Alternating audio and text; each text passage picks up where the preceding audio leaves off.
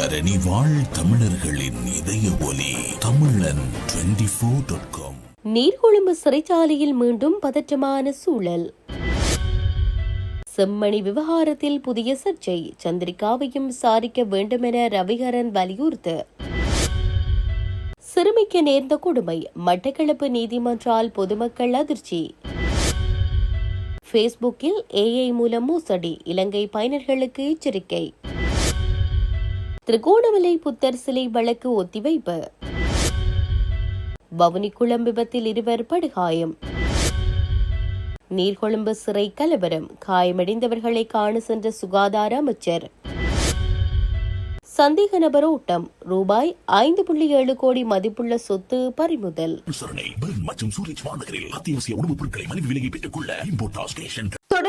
நீர்கொழும்பு சிறைச்சாலையில் கைதிகளுக்கிடையே ஏற்பட்ட மோதலை தொடர்ந்து நேற்று மீண்டும் பதற்றமான சூழல் ஏற்பட்டுள்ளது. நேற்றைய தினம் சிறிய அளவிலான மோதல் நிலை ஏற்பட்டுள்ளதுடன் கைதிகள் சிறை அறைகளை விட்டு வெளியே வந்திருந்ததாக போலீசார் தெரிவித்தனர்.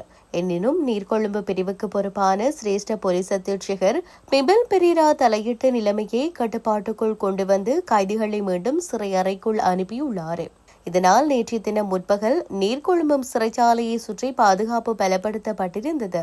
இந்த நிலையில் மோதல் இடம்பெற்ற தினத்தன்று நீர்கொழும்பு சிறைச்சாலை அதிகாரிகளிடமிருந்த ரிப்பீட்டர் ரக துப்பாக்கி ஒன்று காணாமல் போயுள்ளமை தற்போது தெரியவந்துள்ளது. யாழ்ப்பாணம் செம்மணி மனித புதுகுழி தொடர்பான உண்மைகளை வெளிப்படுத்த வேண்டாம் என முன்னாள் ஜனாதிபதி சந்திரிகா பண்டாநாயக்க குமாரதுங்க தன்னிடம் கோரிக்கை விடுத்ததாக சோமரத்ன ராஜபக்ஷ அண்மையில் வெளியிட்ட தகவல்களின் அடிப்படையில் முன்னாள் ஜனாதிபதியிடமும் விசாரணைகள் முன்னெடுக்கப்பட வேண்டும் என வன்னி மாவட்ட நாடாளுமன்ற உறுப்பினர் துரைராசா ரவிகரன் வலியுறுத்தியுள்ளார். நேற்று நாடாளுமன்றத்தில் உரையாற்றிய அவர் அப்போதைய அரசாங்கத்தில் அமைச்சராக இருந்த ஜெயராஜ் பெர்னாண்டோ புள்ளே ஊடாக சிறைச்சாலை அதிகாரி ஒருவரின் மூலம் தனக்கு கடிதம் அனுப்பப்பட்டதாக சோமரத்ன ராஜபக்ஷ தெரிவித்துள்ளார் என்றார். அந்த கடிதம் முன்னாள் ஜனாதிபதி சந்திரிகா பண்டாநாயக்க குமாரதுங்கவினால் அனுப்பப்பட்டதாகவும் அதில் செம்மணி மனித புதுகுழி தொடர்பாக இதனையும் வெளிப்படுத்த வேண்டாம் என்றும் அதற்கு பதிலாக பொது மன்னிப்பு வழங்க நடவடிக்கை எடுக்கப்படும் என்றும் குறிப்பிட்டிருந்ததாக சோமரத்ன ராஜபக்ஷ கூறியிருப்பதாக ரவிகரன் தெரிவித்தார். இந்த குற்றச்சாட்டுகளின் அடிப்படையில் முன்னாள் ஜனாதிபதி சந்திரிகா பண்டாநாயக்க குமாரதுங்கவிடமும் உரிய விசாரணைகள் மேற்கொள்ளப்பட வேண்டும் என பாதிக்கப்பட்ட மக்கள் கோரிக்கை விடுத்துள்ளதாகவும் அவர் குறிப்பிட்டார். மேலும் செம்மணி மனித புதுகுழி விவகாரத்துடன் தொடர்புடைய அனைத்து குற்றவாளிகளுக்கும் கைது செய்யப்பட்டு அவர்களுக்கு எதிராக கடுமையான சட்ட நடவடிக்கைகள் எடுக்கப்பட வேண்டும் என்றும் நாடாளுமன்ற உறுப்பினர் துரைராசா ரவிகரன் வலியுறுத்தினார். இலங்கையில் பேஸ்புக் செயற்கை நுண்ணறிவால் உருவாக்கப்பட்ட போலி பெண் சுய விவரங்களை பயன்படுத்தி பயனர்களை மோசடி மற்றும் ஆபாச உரையாடல்களில் சிக்க வைக்கும் செயற்பாடுகள் அதிகரித்துள்ளதாக கலாநிதி சஞ்சனா ஹட்டோட்டுவர் எச்சரித்துள்ளார்.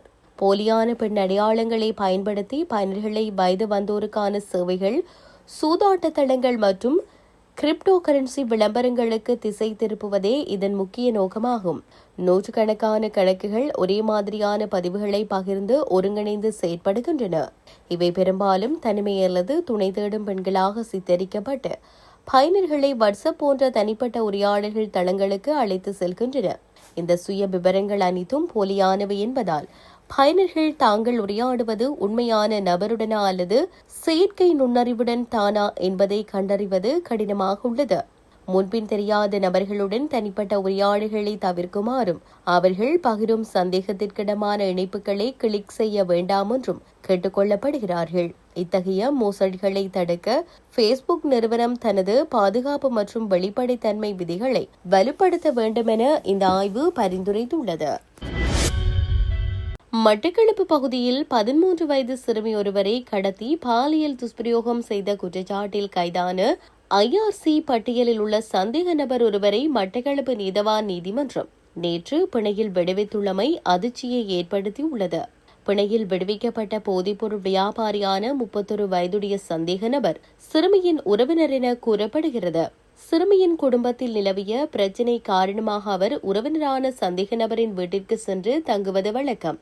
கடந்த 6ஆம் திகதி இரவு அங்கு தங்கியிருந்த சிறுமியை நள்ளிரவில் வலுக்கட்டாயமாக தூக்கி சென்று வீட்டின் பின்புறம் இருந்த பாழடைந்த காணியில் வைத்த சந்தேக நபர் பாலியல் துஷ்பிரயோகம் செய்துள்ளார்.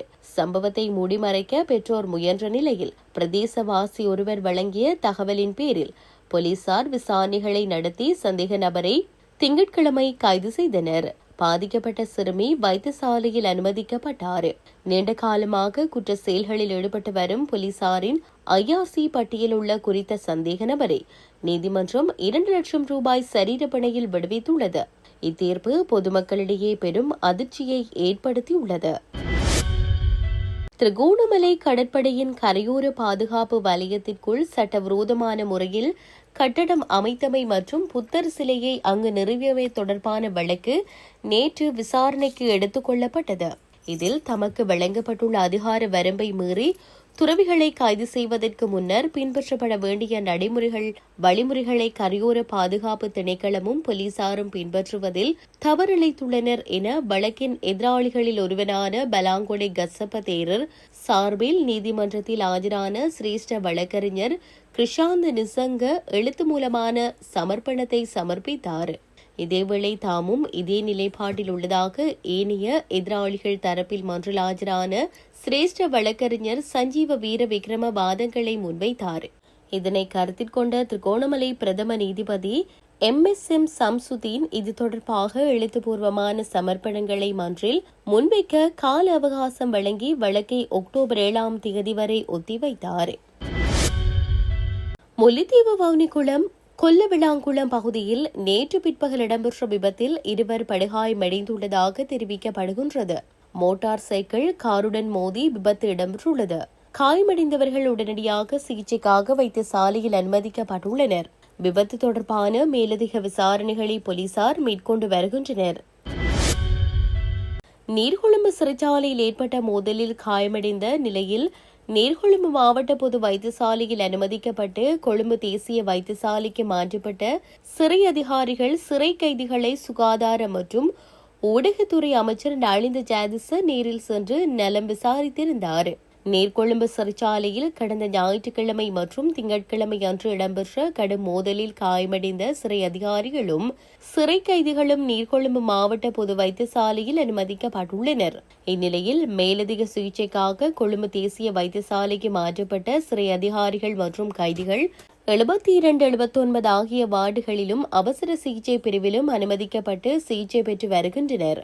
இந்நிலையில் நேற்று முன்தினம் பிற்பகல் அளவில் அமைச்சர் வைத்தியசாலைக்கு விஜயம் செய்து சிகிச்சை பெற்று வருபவர்களின் நலன் மற்றும் சிகிச்சை சேவைகள், அவசர தேவைகள் மற்றும் பிற சேவைகள் வழங்குவது தொடர்பிலும் வைத்தியர்கள், நிர்வாகத்தினர் உள்ளிட்டோரிடமும் கேட்டறிந்து கொண்டார்.